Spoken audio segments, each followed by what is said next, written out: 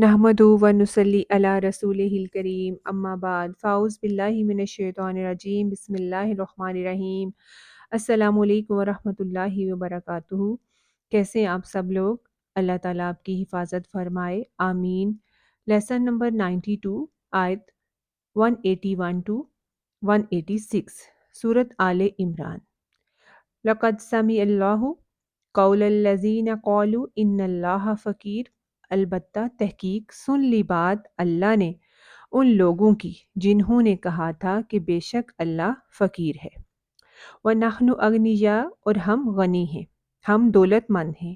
روایات میں آتا ہے کہ جب اللہ تعالیٰ نے یہ آیت نازل فرمائی کہ کون ہے جو اللہ کو قرض حسنہ دے تو وہ اس کو کئی گنا زیادہ کر کے واپس لوٹائے، سورۃ بقرہ آیت نمبر 245۔ تو اس پر یہود ہنسنے لگے۔ آپ صلی اللہ علیہ وآلہ وسلم کے پاس آئے اور کہنے لگے، اے محمد صلی اللہ علیہ وآلہ وسلم، سنا ہے تیرا رب فقیر ہو گیا ہے، اب وہ لوگوں سے قرض مانگتا ہے، وہ ہم سے قرض مانگتا ہے۔ تو اس پر یہ آیت نازل ہوئی کہ اللہ نے ان لوگوں کی بات سن لی ہے جو یہ کہہ رہے تھے آپ سے کہ اللہ فقیر ہے اور ہم بڑے دولت مند ہیں۔ سَنَكْتُبُ مَا قَالُوا، ہم لکھ لیں گے ان قریب جو بھی وہ کہتے ہیں، یعنی کرامن کاتبین، اللہ نے جو فرشتے مقرر کیے ہیں وہ ان کی باتیں لکھ رہے ہیں۔ وَقَتْلَهُمُ الْأَنْبِيَاءُ، اور ان کا نبیوں کو قتل کرنا، یعنی ان کے اور جرائم بھی ہیں جن میں ایک جرم نبیوں کو قتل کرنا بھی ہے، بغیر حق، نہ حق، بغیر کسی قصور کے۔ نبی تو اپنی قوم کے لیے خیر خواہ ہوتے ہیں، وہ تو لوگوں کو بھلائی کی طرف بلاتے ہیں۔ ان کا جرم ہوتا ہے تو یہ ایسا جرم نہیں کہ جس پر کوئی سزا لاگو ہوتی ہے۔ وَنَقُولُ ذُوقُوا عَذَابَ الْحَرِيقِ، اور ہم کہیں گے کہ چکھو جلنے کا سخت عذاب، مزہ چکھو۔ کب؟ جیسے قبر میں، قیامت میں کچھ لوگوں کی عادت ہوتی ہے وہ اللہ اور اس کے رسول کے احکامات کا مذاق اڑاتے ہیں۔ اب اللہ نے جو قرض کی بات کی تھی وہ اس ریفرنس میں نہیں کی تھی کہ اللہ کو قرض کی ضرورت ہے، بلکہ وہ تو اس مقصد کے لیے کی تھی کہ اس کا اجر جو تم اللہ کو دو گے، وہ جس طرح ایک قرض لینے والا قرض لازمی لوٹاتا ہے نا، اسی طرح اللہ تمہیں اس کا بدلہ لازمی دے گا۔ یعنی یہ یقین دہانی کے لیے اللہ نے الفاظ جو تھے وہ استعمال کیے تھے، اور انہوں نے اس کا الٹ مطلب لیا۔ تو کچھ لوگوں کے اندر اتنی سرکشی بری ہوتی ہے کہ وہ قرآن کی آیات کو، احادیث کو اپنے مذاق کا نشانہ بنا لیتے ہیں، ہنسنے لگتے ہیں اس پر۔ وہ اس لیے کرتے ہیں کہ ان کے دل میں خدا کا خوف نہیں ہوتا، اور وہ بھول جاتے ہیں کہ ایک ایک لفظ لکھا جا رہا ہے اور آخرت میں انہیں جواب دہی کرنی ہوگی۔ تو اللہ فرماتے ہیں کہ انہوں نے جو کہا ہم نے سن لیا اور لکھ لیا، اور قیامت کے دن ان کو بھگتنا ہوگا، اور قیامت کے دن انہیں ملنے کا جو عذاب ہے، انہیں ہم کون سا عذاب چکھائیں گے اس دن؟ جلنے کا عذاب۔ تو کبھی کسی ایسی مجلس میں شریک نہ ہوں، ایسے لوگوں کا ساتھ نہ دیں جو ایسا کریں، کیا اللہ اور اس کے رسول کے احکامات کا مذاق بنائیں، اور پھر اس وقت سزا کے وقت ان سے کیا کہا جائے گا؟ ذَلِكَ بِمَا قَدَّمَتْ أَيْدِيكُمْ، یہ سزا باوجہ اس کے جو تمہارے ہاتھوں نے آگے بھیجا تھا۔ یعنی یہ تو وہی ہے نا جو دنیا میں رہتے ہوئے تم نے اپنی آخرت کے لیے خود اپنے ہاتھوں سے تیار کر کے بھیجا تھا، تو یہ وہی تمہیں اب مل رہا ہے۔ وَأَنَّ اللَّهَ لَيْسَ بِظَلَّامٍ لِّلْعَبِيدِ، اور بے شک اللہ بندوں پر ظلم کرنے والا نہیں۔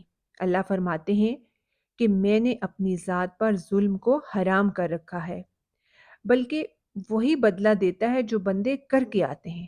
ظلم قیامت کے دن اندھیروں کی شکل میں ہوگا، انسان کے لیے ندامت اور حسرت کا باعث ہوگا۔ لہٰذا کوئی بھی انسان ایسی بات کر کے اپنے اوپر ظلم نہ کرے۔ اور یہ وہی لوگ ہیں الذین قالوا، وہ لوگ جنہوں نے کہا تھا، یعنی یہود نے، ان اللہ عہد الینا، بے شک اللہ نے ہم سے وعدہ کر رکھا ہے، کیا؟ اللہ نؤمن لرسول، کہ ہم کسی رسول کو نہ مانیں گے، حتی یأتینا بقربان، یہاں تک کہ وہ ہمارے پاس ایک قربانی لائے، تاکلُہ النار، کہ جس کو آگ کھا جائے، اور یہ ان کی من گھڑت بات تھی۔ اصل میں پہلے جو رسول تھے ان کے ہاں مال غنیمت کا استعمال منع تھا۔ پہلی دفعہ نبی صلی اللہ علیہ وآلہ وسلم اور آپ کے ساتھیوں کے لیے مال غنیمت حلال کیا گیا۔ اس میں پہلے کیا ہوتا تھا کہ جو جنگ میں مال غنیمت ہوتا تھا، اس سامان کو اکٹھا کیا جاتا، آسمان سے ایک آگ آتی اور اس کو کھا جاتی۔ اس طرح جب کوئی قربانی کرتا تو جس کی قربانی قبول ہوتی، اس کو آسمان سے آگ آ کر بھسم کر ڈالتی تھی، تو پتہ چلتا کہ یہ قربانی قبول ہو گئی۔ آدم علیہ السلام کے بچوں کے ہاں جو انہوں نے قربانی کی تھی، اس میں بھی یہی ہوا تھا۔ اب یہود نے نبی صلی اللہ علیہ وآلہ وسلم کو ماننے سے انکار کر کے ایک بہانہ یہ کیا کہ ہم سے اللہ نے کہا ہے کہ اس نبی پر صرف ایمان لانا جس کی قربانی آگ کھا جائے، تو آپ تو ایسی کوئی قربانی لائی نہیں، لہٰذا ہم آپ کو نہیں مانتے۔ فرمایا، قُلْ قَدْ جَاءَکُمْ، کہہ دیجئے تحقیق آ چکے تمہارے پاس۔ کس کے پاس؟ یہود کے پاس۔ رسول من قبلی، کئی رسول مجھ سے پہلے، یعنی کہ آپ صلی اللہ علیہ وآلہ وسلم سے پہلے کئی رسول آئے، بالبینات، روشن دلائل کے ساتھ، وبالذی قلتم، اور وہ چیز جو تم کہتے ہو وہ بھی ساتھ لائے، یعنی انہوں نے ایسی قربانیاں دکھائی جس کو آگ نے کھایا۔ فَلِمَ قَتَلْتُمُوهُمْ، تو پھر کیوں تم نے ان کو قتل کر دیا؟ یعنی انہوں نے تو وہ نشانیاں دکھائی جو تم مانگتے تھے، مگر تم نے انہیں ماننے کی بجائے انہیں قتل ہی کر دیا، تو پھر تم نے ان کو کیوں نہیں مانا؟ اور آج بھی جو یہ نہ ماننے کا وہی بہانہ کر رہے ہیں، ان کنتم صادقین، اگر تم سچے ہو تو تم نے انہیں قتل نہ کیا ہوتا اور تم ان پر ایمان لاتے۔ تو بات یہ ہے کہ انسان بہانے کر سکتا ہے، لوگوں کو بیوقوف بنا سکتا ہے، اپنے غلط کاموں کے لیے عذر تلاش کر سکتا ہے۔ چونکہ تم نے ایسا نہیں کیا تو میں تمہاری بات نہیں مانوں گا، تم یہ نہیں کر رہے تو میں ایسے نہیں کروں گا، یہ ہم دنیا میں انسانوں کے ساتھ عذر تراش سکتے ہیں، ٹھیک ہے؟ لیکن اللہ کو سب پتہ ہوتا ہے کہ وہ انسان کیا کر رہا ہے، جھوٹ کر رہا ہے، بہانے کر رہا ہے۔ فرمایا فَإِن كَذَّبُوكَ، پھر اگر وہ آپ کو جھٹلائیں، کون؟ کس کو؟ رسول صلی اللہ علیہ وآلہ وسلم کو، یعنی یہ لوگ اگر آپ کو نہیں مانتے تو آپ صلی اللہ علیہ وآلہ وسلم غم نہ کریں، فکر نہ کریں۔ فَقَدْ كُذِّبَ رُسُلٌ مِّن قَبْلِكَ، تو تحقیق جھٹلائے گے آپ سے پہلے کئی رسول، آپ سے پہلے بھی کئی رسولوں کو یہ لوگ جھٹلا چکے ہیں، انہیں نہیں مانا ان لوگوں نے۔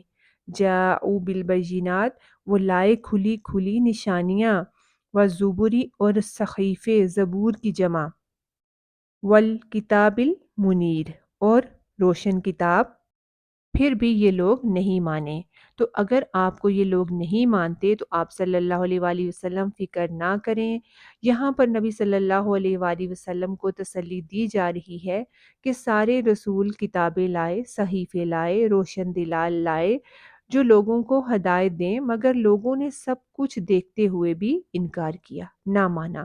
تو اگر یہ آپ کو نہیں مان رہے تو اس میں آپ صلی اللہ علیہ وآلہ وسلم کا قصور نہیں، آپ فکر نہ کریں، غم نہ کریں۔ پھر جو صحابہ کے دل پر ایک غم تھا احد کے دن 70 لوگوں کے جانے کا، تو اس پر بھی آگے ان کو مزید تسلی دی جا رہی ہے۔ فرمایا کلو نفس ذائقۃ الموت، ہر نفس کو موت کا ذائقہ چکھنا ہے، ہر انسان کو موت کے مرحلے سے گزرنا ہے، اور یہاں انسان کی بجائے نفس کا لفظ استعمال کیا گیا ہے۔ عربی میں نفس کا اطلاق جو ہے روح پر ہوتا ہے، یا روح اور بدن دونوں پر، یعنی نفس سے مراد یہاں پر روح، اور روح اور بدن دونوں بھی ہیں۔ تو بدن اور روح کو موت کے مرحلے سے گزرنا ہے، وہ ہاں انسان کی روح ہے، جن کی، ملائکہ کی، جانوروں کی، سمندری مخلوق کی، ہر ذی روح کو موت کے مرحلے سے گزرنا ہے۔ تو یہاں پر ذائقہ کا لفظ استعمال ہوا ہے، ذوق کا مطلب ہوتا ہے چکھنا۔ تو یہ اللہ کا جو فرمان ہے یہ بالکل سچا ہے، اس لیے ہر ایک کو اپنی موت کی تیاری کرنی چاہیے، وَإِنَّمَا تُوَفَّوْنَ أُجُورَكُمْ یوم القیامہ، اور بے شک تمہیں تمہارے اجر پورے پورے دیے جائیں گے قیامت کے دن۔ توفونا کا لفظ بھی وفات سے ہے، اور اس کا مطلب ہوتا ہے پورا پورا دینا، کیونکہ دنیا میں انسان کو جو کچھ ملتا ہے وہ کیا ہوتا ہے؟ جزوی، تھوڑا۔ دنیا میں بھی اجر ہے، مگر اصل بدلہ پورا پورا جو ہے کہاں ہے؟ آگے قیامت کے دن۔ فمن زحزح عن النار، تو جو آگ سے بچا لیا گیا۔ زحزح کا مطلب ہے کسی تکلیف دہ چیز سے دور ہٹانا، تو جو آگ سے بچا لیا گیا اور جنت میں داخل کیا گیا، فقد فاز، تو وہ کامیاب ہو گیا۔ وَمَا الْحَيَاةُ الدُّنْيَا إِلَّا مَتَاعُ الْغُرُورِ، اور نہیں دنیا کی زندگی مگر دھوکے کا سامان، کہ انسان دنیا کی رونق اور زینت اور کامیابی دیکھ کر اپنی آخرت کو بھول جاتا ہے۔ دنیا میں ہمیں جو کچھ ملا ہے، جو ہی ہم اس میں مشغول ہوتے ہیں، ہم فوراً آخرت کی زندگی سے بے خبر ہو جاتے ہیں، غافل ہو جاتے ہیں۔ تو اصل کامیابی یہ نہیں کہ ہم دنیا میں بڑی جائیدادیں بنا لیں، کامیابی یہ نہیں کہ ہمارے پاس بڑی بڑی ڈگریاں ہوں، کامیابی یہ ہے کہ آگ سے بچاؤ ہو جائے اور جنت میں داخلہ ہو جائے۔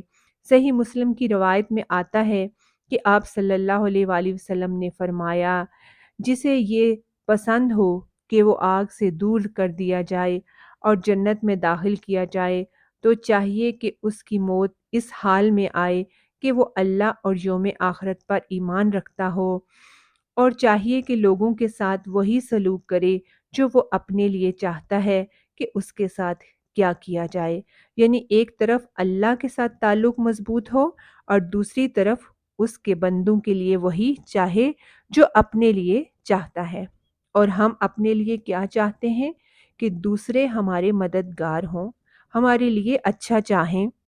نبی صلی اللہ علیہ وآلہ وسلم نے فرمایا، اللہ کی قسم، میں تم پر فقر سے نہیں ڈرتا کہ تم فقیر ہو جاؤ گے، مگر میں ڈرتا ہوں کہ تم پر دنیا وسیع ہو جائے گی جس طرح تم سے پہلے لوگوں پر وسیع ہوئی، پھر تم آپس میں دنیا میں مقابلے کرنے لگے گے جیسے کہ تم سے پہلے لوگ کیا کرتے تھے، پھر وہ تم کو ہلاک کر دے گی جیسے پہلے لوگوں کو اس نے ہلاک کیا۔ تو دنیا کا دھوکہ کیا ہے کہ انسان دنیا کو زیادہ اہمیت دے دے اور اس میں زیادہ وقت لگائے اور اپنی آخرت کے لیے کوئی کام نہ کرے۔ جیسا کہ آج کل کے دور میں زیادہ تر لوگ اپنا وقت، اپنا جو ہے محنت، کوشش، ہر کچھ دنیا میں آگے بڑھنے کے لیے لگا رہے ہیں اور آخرت کو بھولے ہوئے ہوتے ہیں، تو یہی سب سے بڑا نقصان ہے۔ فرمایا، لَتُبْلَوُنَّ فِي أَمْوَالِكُمْ وَأَنفُسِكُمْ، البتہ ضرور تم آزمائے جاؤ گے تمہارے مالوں میں سے اور تمہارے نفسوں میں سے، جانوں میں، یعنی تم یقیناً آزمائے جاؤ گے۔ سب ضرور با ضرور، یہاں پر اہل ایمان سے خطاب ہے، کیونکہ یہ دنیا انسانوں کو آزمانے کے لیے بنائی گئی ہے۔ فرمایا، اس نے موت اور زندگی کو اس لیے بنایا کہ تمہارا امتحان لے کر دیکھے کہ تم میں اچھے کام کون کرتا ہے، کیونکہ اس امتحان کے آخر میں ایک نتیجہ ہے، بدلے کا دن ہے۔ تو اس سے پہلے دنیا میں انسانوں کو آزمایا جائے گا، اور یہ آزمائش مختلف طرح کی ہوگی، خیر اور شر دونوں طرح سے آزمائش ہوگی۔ یہ اللہ کا فضل ہوتا ہے کہ اس نے ہمیں زندگی، صحت، مال دیا، لیکن مال کی آزمائش کیا ہوتی ہے کہ اگر زیادہ ہو تو بھی فتنہ ہے، اور اگر اس کا نقصان ہو تو بھی امتحان ہو۔ جانوں میں دیکھیں، جیسے بیماری ہے، موت ہے، اسی طرح اولاد اور روزمرہ کی زندگی میں ہمارے نفسوں اور جانوں میں ہماری آزمائش جو ہے وہ ہوتی رہتی ہے۔ کسی نے کچھ کہہ دیا، کسی کی کوئی بات بری لگ گئی، کسی کا ناگوار رویہ، کسی کا کوئی نقصان ہو گیا، تو یہ سب کیا ہے؟ آزمائش، امتحان، اور یہ ہوتا رہے گا۔ ہر نئے دن کے ساتھ نئی آزمائش ہوتی ہے، ہر 2 دن برابر نہیں ہوتے، تو یہ چلتا رہے گا۔ اب ہونا کیا چاہیے کہ جب انسان پر اچھا وقت ہو تو اللہ کا شکر ادا کرے، اور اگر تکلیف ہو تو انسان اس موقع پر صبر کرے۔ عام روزمرہ زندگی کی تکلیفوں کے علاوہ کچھ اور تکلیفیں بھی ہوتی ہیں، جو انسان کو پیش آتی ہیں، جو اس کے دین کی وجہ سے ہوتی ہیں، اور وہ کیا ہوتی ہیں؟ فرمایا وَلَا تَسْمَعُنَّ مِنَ الَّذِينَ أُوتُوا الْكِتَابَ مِن قَبْلِكُمْ، اور البتہ تم ضرور سنو گے ان لوگوں سے جو تم سے پہلے کتاب دیے گئے۔ مراد ہے یہاں پر یہود و نصارہ، اور کن سے؟ وَمِنَ الَّذِينَ أَشْرَكُوا، اور ان لوگوں سے جنہوں نے شرک کیا، جو بتوں کی پوجا کرتے ہیں، جیسے قریش تھے اور آج کے دور میں بھی کئی اقوام ہیں۔ تو تم ان سے کیا سنو گے؟ دین کے دشمنوں سے اذًا کثیرہ، بہت ایذا دینا، بہت ساری اذیت والی باتیں۔ اور آج کے دور میں تو یہ بات اور بھی سچی ہو گئی ہے کہ میڈیا کے دور میں جتنا منفی پروپیگنڈا دین کے خلاف، اللہ کی کتاب کے خلاف، اللہ کے نبی کے خلاف کیا جا رہا ہے، اور جتنے وسیع پیمانے پر ہو رہا ہے، شاید اس سے پہلے کبھی نہ ہوا ہو۔ یعنی دین کی مخالفتیں تو شروع سے ہو رہی ہیں، لیکن جتنے زیادہ وسائل ہوں گے اتنی ہی زیادہ مخالفتوں میں جو ہے وہ اس میں پیش رفت ہوگی۔ تو اس لیے کہا گیا اذن یعنی دکھ دینے والی باتیں، ستانے والی باتیں، تکلیف دہ باتیں، یعنی ایک تکلیف دہ باتیں وہ جو تم اپنے لوگوں میں سے سنتے ہو، اور ایک وہ جو اہل کتاب سے سنتے ہو اور مشرکین سے سنتے ہو، تو یہ تھوڑی نہیں ہوں گی، اذن کثیرہ بہت زیادہ ہوں گی۔ اب کریں گے کیا؟ کیونکہ اللہ نے پہلے ہی بتا دیا کہ یہ تو ہوں گی اور یہ سلسلہ چلتا بھی رہے گا۔ اس موقع پر کیا کرنا ہوگا؟ وَإِن تَصْبِرُوا وَتَتَّقُوا، اور اگر تم صبر کرو گے اور تقوی اختیار کرو گے، فَإِنَّ ذَلِكَ مِنْ عَزْمِ الْأُمُورِ، تو بے شک یہ بڑے ہمت کے کاموں میں سے ہے، یہ صاحب عزم لوگوں کا کام ہے۔ تو اس سے ہمیں زندگی گزارنے کا ایک اصول پتہ چلتا ہے، اور وہ کیا ہے کہ اس دنیا میں بہت سی مشکلات ہوں گی، اپنوں کی طرف سے بھی اور غیروں کی طرف سے بھی، رشتہ داروں کی طرف سے بھی اور دوستوں کی طرف سے بھی، اور دشمنوں کی طرف سے بھی، اور اپنی جان، اپنے جسم کے اندر سے ہی، اور اپنی اولاد اور اپنے اہل خاندان، ان سے بھی ہمیں مشکلات کا دکھ دیکھنا ہوگا۔ ایسے تمام موقعوں پر علاج کیا ہے؟ صبر۔ صبر کیا ہوتا ہے؟ کہ برداشت۔ صبر کہتے ہیں دل، زبان اور اعضاء کو ان باتوں سے روک لینا جن سے اللہ غضبناک ہو، اللہ ناراض ہو۔ یعنی انسان اپنے دل کو بھی روکے، کنٹرول کرے، اپنے اوپر قابو پائے، زبان پر بھی قابو پائے۔ اگر کوئی غلط بات کر رہا ہو تو جواب میں غلط بات نہ کرے، جس سے بات اور فتنہ اور فساد کی شکل جو ہے وہ اختیار کر لے، اور اپنے اعضاء کو بھی روکے کہ کوئی ایسا نیگیٹو ری ایکشن نہ ہو جو اللہ تعالیٰ کو ناراض کر دے۔ تو صبر کے ساتھ تقوی کرنے کا بولا گیا ہے۔ تقوی کیا ہے؟ تقوی ایک دل کی شعوری حالت کا نام ہے کہ جس میں انسان جو بھی کرتا ہے وہ سوچ سمجھ کر کرتا ہے۔ مثلا اگر کوئی مشرکین کوئی ایذا والی بات کرتے ہیں، جیسے اگر آپ ان کے بتوں کو گالی دیں گے تو جواب میں وہ آپ کے خدا کو گالی دیں گے، تو آپ نے کیا کیا؟ اور بھی غلط کیا۔ ہمیں کسی کو گالی کی اجازت نہیں، اور جو اس نے کیا اس کا سبب بھی آپ ہی بنے۔ تو تقوی کیا ہے کہ انسان اللہ سے ڈرتے ہوئے معاملہ کرے، اور اگر کوئی ایسا کرے تو یہ آسان نہیں ہے کہ باتیں سن کر چپ رہنا، صبر کرنا، مگر یہ ناممکن نہیں ہے۔ اس لیے عزم اور ہمت کی ضرورت ہے، برداشت کرنے کی ضرورت ہے، ایمان کی طاقت کی ضرورت ہے۔ تو خلاصہ کیا ہے کہ یہ زندگی ایک بہت بڑا امتحان ہے، اور اس میں انسان کو ہر وقت ناگوار چیزیں پیش آئیں گی، اور انسان ناگواریوں کے جواب میں علاج کیا کرے گا؟ صبر اور تقوی۔ اور جب بندے ستائیں تو دھیان کس کی طرف چلا جائے؟ اللہ کی طرف۔ اللہ ہمیں صبر اور تقوی کی قوت عطا کرے، آمین۔ السلام علیکم ورحمۃ اللہ وبرکاتہ۔